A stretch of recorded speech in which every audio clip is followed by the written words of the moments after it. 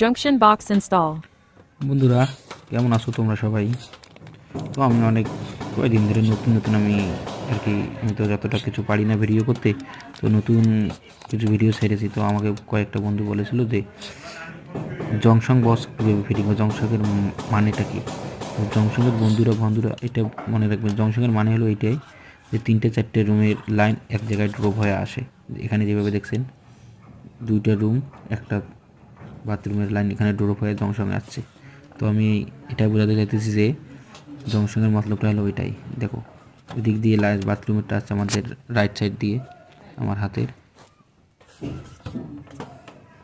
হাতের right side দিয়ে বাথরুমটা এসেছে। উপর থেকে একটা মেন রুম হচ্ছে, তারপরে লেফট সাইড দিয়ে যদি একটা নিচে হবে যেটা পড়ে আছে ওটা একটা রুমের, আর এইটা একটা ব্ল্যাক পাইপ যেটা আছে না জংশনের মধ্যে লাগানো আছে, এটা আমাদের যাবে মিটার অব্দি, একদম মানে মিটার মধ্যে সরি এনসিবি বক্স পর্যন্ত।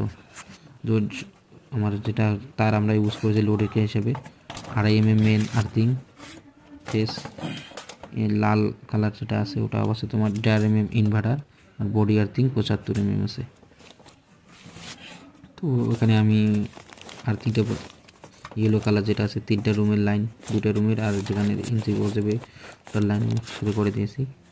তারপরে তোমার আর্থিংটা করে দিয়েছি, বডি আর্থিং সব একসাথে করে দেবো। ইনভার্টার জায়গা দিয়েছি, সব কিছু একটা থাকবে। এইভাবেই জংশনের কাজটা হয় আর কি, এটা বোঝা যায়। এই যে আমি এখন ইয়ে করবো, ইনভার্টারটা লাগাবো, ইনভার্টারটা ড্রপ করে দিলাম এখানে দিকে, ভালো করে ফিটিং করে দিব। টেপিংয়ের ভিডিওটা আমি একটু পরে দেবো, টেপিং কীভাবে করতে হবে ভালো করে একটা লাগানো পড়ে লাগানোর পর টেপিং করে ছেড়ে দিতে হবে। পরে